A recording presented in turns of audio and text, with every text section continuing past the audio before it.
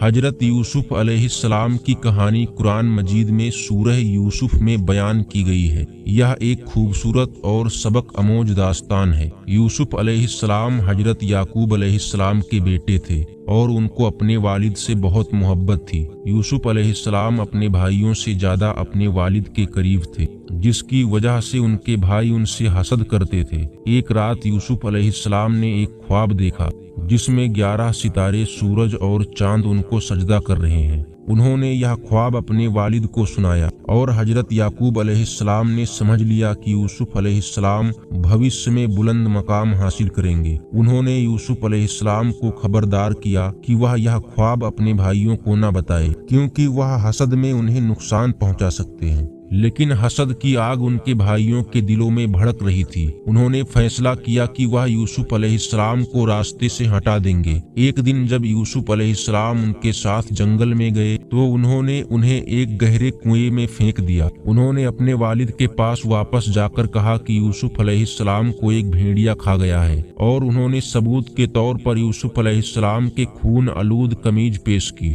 حضرت یعقوب علیہ السلام کو بہت دکھ ہوا، لیکن انہوں نے صبر کیا۔ یوسف علیہ السلام کو کنویں سے ایک قافلے نے نکالا اور انہیں مصر میں لے جا کر غلام کے طور پر بیچ دیا۔ مصر میں انہیں ایک بااثر شخص عزیز مصر نے خریدا، جس نے یوسف علیہ السلام کو اپنے گھر میں پالا۔ یوسف علیہ السلام بڑے ہوئے اور بہت خوبصورت اور سمجھدار ہو گئے۔ عزیز مصر کی بیوی زلیخا ان پر فریفتہ ہو گئی اور انہیں گناہ کی دعوت دی۔ یوسف علیہ السلام نے انکار کر دیا اور اللہ سے مدد مانگی۔ زلیخا نے غصے میں آ کر یوسف علیہ السلام پر الزام لگایا کہ انہوں نے اس پر دست درجی کرنے کی کوشش کی ہے۔ یوسف علیہ السلام کو جیل بھیج دیا گیا۔ جیل میں یوسف علیہ السلام نے 2 قیدیوں کے خوابوں کی تعبیر کی۔ ایک قیدی کو رہا کر دیا گیا اور وہ بعد میں بادشاہ کے دربار میں ایک اہم عہدے پر فائز ہوا۔ اس قیدی نے بادشاہ کو یوسف علیہ السلام کی خوابوں کی تعبیر کی صلاحیت کے بارے میں بتایا۔ بادشاہ نے ایک عجیب خواب دیکھا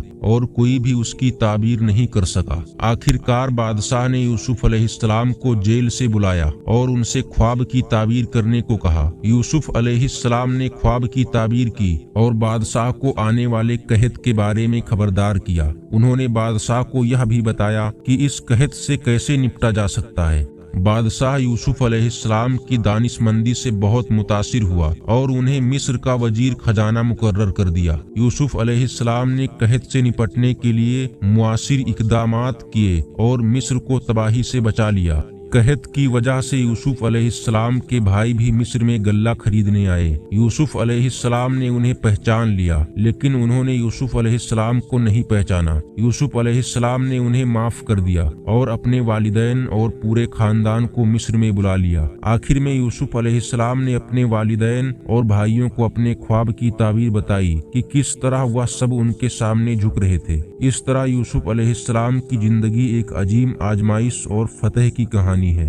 ایک بزرگ فرماتے ہیں کہ میں نماز عشاء پڑھنے ایک مسجد میں گیا تو دیکھا کہ وہاں ایک رئیس تاجر بیٹھا ہے اور ساتھ ہی ایک خوبصورت نورانی چہرے والا کوئی مقبول حق بھی بیٹھا ہے۔ میں نماز پڑھ چکا تو دیکھا کہ وہ مقبول حق اپنے ہاتھ اٹھا کر خدا سے دعا مانگ رہا ہے اور کہہ رہا ہے، یا الہی بھنا ہوا گوشت اور حلوہ کھلا دے۔ اس رئیس تاجر نے سنا تو ہنس کر کہنے لگا کہ یہ فقیر دراصل مجھے سنا رہا ہے۔ خدا کی قسم اگر مجھ سے مانگتا تو میں اسے دے دیتا، مگر اب میں اسے کچھ نہیں دوں گا۔ تھوڑی دیر کے بعد وہ مقبول سو گیا اور میں نے دیکھا کہ ایک شخص ایک ڈھکا ہوا طباق لے کر آیا اور ہم سب کو دیکھنے کے بعد اس سوئے ہوئے مقبول حق کو دیکھ کر طباق نیچے رکھ کر اس کے پاس بیٹھ گیا اور اسے جگا کر عرض کرنے لگا، بھنا ہوا گوشت اور حلوہ حاضر ہے، کھائیے۔ اس مقبول حق نے حسب طلب اس میں سے کچھ کھا لیا اور پھر وہ طباق واپس کر دیا۔ اس تاجر نے اس کھانا لانے والے سے قسم دے کر پوچھا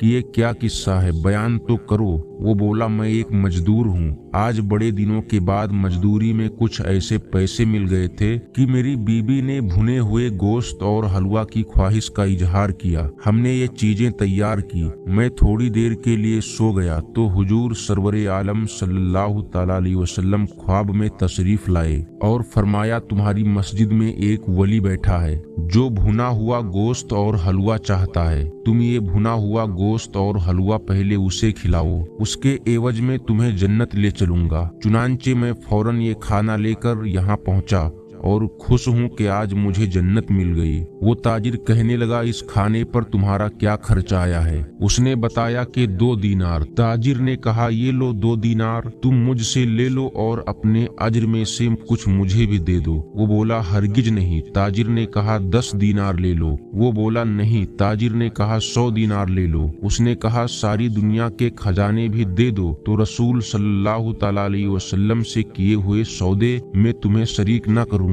तुम्हारी किस्मत में ये चीज होती तो तुम मुझसे पहले कर सकते थे, मगर अब तुम अपने आप को महरूम समझो। इस बयान को अपने दोस्तों और जानने वालों को शेयर करें ताकि दूसरों को भी आपकी जात व माल से फायदा हो और यह आपके लिए सदक़े जारिया भी हो जाए। क्या पता अल्लाह ताला को हमारी ये अदा पसंद आ जाए और जन्नत में जाने वालों में शुमार कर दे। अल्लाह ताला हमें इल्म सीखने और उसे दूसरों तक पहुंचाने की तौफीक अता फरमाए। आमीन। खुदा हाफिज।